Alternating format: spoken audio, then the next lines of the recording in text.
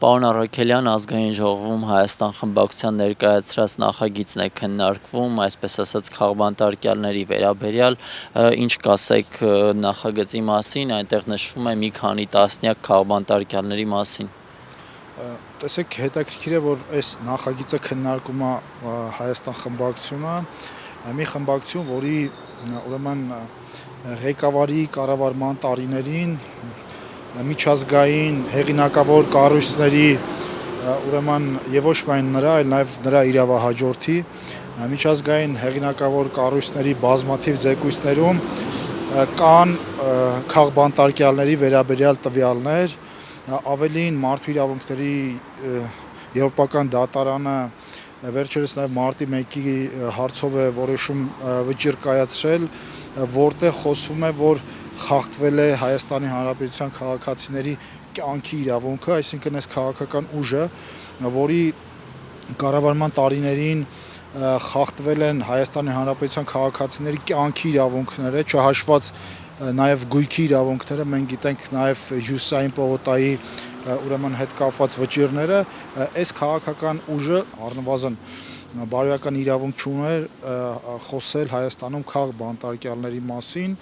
իսկ ինչ վերաբերում է կոնկրետ թեմայով իրենց առաջարկածին, ապա տեսեք, թե մենք ինչ իրավիճակ ունենք, մարդիկ, ովքեր նախկինում հանցանքների մեջ են մեղադրվում, կամ մարդիկ, որոնց հետևից արդեն իրավապահ մարմինները գալիս են, այդ մարդկանց արագ մտցնում են քաղաքականություն, մի երկու քաղաքական հայտարարություններ են անում, ուրեմն առաջադրվում են տարբեր ուրեմն պաշտոններում կամ նախաձեռնություններում, երբ որ իրավապահները գալիս են իրենց ետևից, հայտարարում են, որ իրենք քաղաքական հալածյալներ են, քաղաքական ուրեմն բանտարկյալներ են եւ այլն եւ այլն։ Ակնհայտ է, որ Հայաստանում չկա քաղաքական բանտարկյալ, ակնհայտ է, որ որևէ միջազգային հեղինակավոր կառույցի զեկույցում չկա նման գնահատական, որ Հայաստանում կա քաղաքական բանտարկյալներ, սա ուրեմն իրենց քաղաքական թիմերի կողմից չհաջողված հեղաշրջումների կամ մեղադրանք նաև ահաբեկչական ակցիաների ձախողման արդյունքում ծնված իրավիճակ է եւ այս իրավիճակը իրենք փորձում են շահարկել քաղաքական բանտարկյալների կամ քաղաքական հալածանքների անվան ներքո։ Միջազգային հանրությունից հենց դժգոհություն կար այդ մասով, որ լուռ են, նաև ժողովուրդն է անտարբեր, ասում են դե լուռ են, որովհետև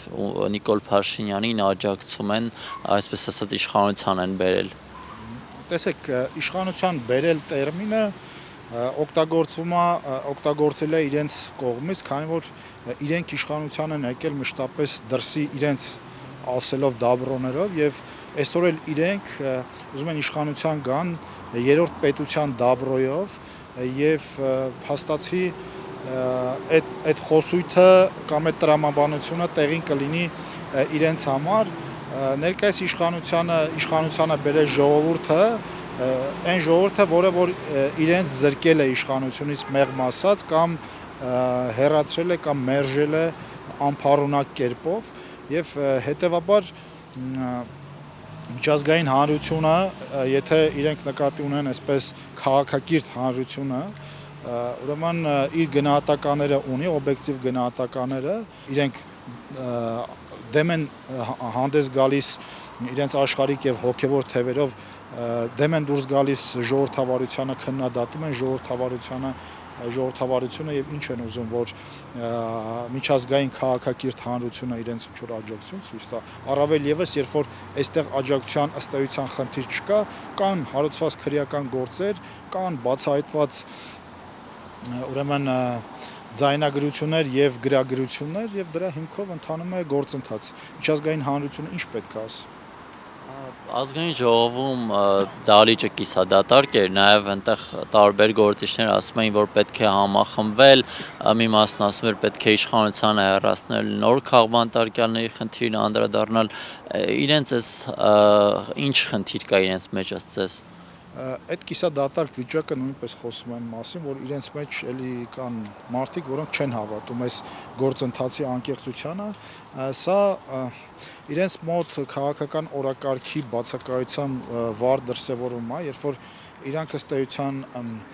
քաղաքական օրակարգի առումով վակուումի մեջ են եւ փորձում են այդ վակուումը ինչ որ նման կեղծ օրակարգերով լցնել, իսկ կեղծիքը ամեն պարագայում ակնհայտ է եւ երևում է նույնիսկ իրենց թիմերի ներսում, իսկ որ իրենք ներսում բազմաթիվ խնդիրներ ունեն, դա ակնհայտ է, այդ խնդիրները տարբեր ուրեմն այսպես ասենք Սերժ Սարգսյանի, Ռոբերտ Քոչարյանի, Սամվել Կարապետյանի եւ այլ թևերի միջև առկա այդ հակասություններն են եւ այդ հակասությունները նաեւ հանրային մակարդակով են դրսեւորում եւ դա նորություն չի։ Հրանտ Բագրատյանը այդպես էլ չի նշում ընտրության միջոցով թե փողոցային պայքարի, բայց ասում է, եթե ընտրությունների միջոցով գործող իշխանությունը կրկին գա, դա Հայաստանի վերջին ընտրությունները կլինեն, ինչպես կմեկնաբանեք։ Ես ուրեմն շտապ եմ հիասթափեցնել Հրանտ Բագրատյանին եւ ասել, որ Հայաստանում ցանկացած իշխանության կգա ընտրությունների միջոցով եւ եթե դա ուրեմն դուր չի գալու Հրանտ Բագրատյանին եւ այդ թևի տարբեր ներկայացուցիչներին, ապա դա իրենց խնդիրն է։ Այդ իրենց ժամանակներում էր, որ իշխանությունը առանց ընտրությունների էր գալու, իսկ ընտրություններով իշխանության եկած քաղաքական ուժը դա Հայաստանին ոչ միայն քաղաքական իշխանության, այլ Հայաստանին միջազգային նաև լեգիտիմություն է տալիս, իսկ իրենց կառավարման տարիներին ոչ միայն իրենց իշխանությունը լեգիտիմ չէր, ապա լեգիտիմությունը տարածված էր նաև Հայաստանի Հանրապետության որպես պետության նկատմամբ եւ Հայաստանի Հանրապետությունը իրենց իշխանության տարիներին դիտարկում էր որպես ֆորպոստ, ոչ սուվերեն պետություն, որը ուներ միջազգային հարաբերություններում ցածր լեգիտիմության մակարդակ։ Վերջին օրերին նկատելի է, որ վարչապետը պատարակներին, որոնց մասնակցում է, ներկա են նաև բարձրաստիճան հոգևորականներ, թե մի առաջնորդներ, սա ինչով է պայմանավորված ըստ ձեզ։ Դա պայմանավորված է նրանով, որ այո, այս 25-26 տարիների ընթացքում, ինչ առաքելական եկեղեցին ղեկավարում է Գարեգին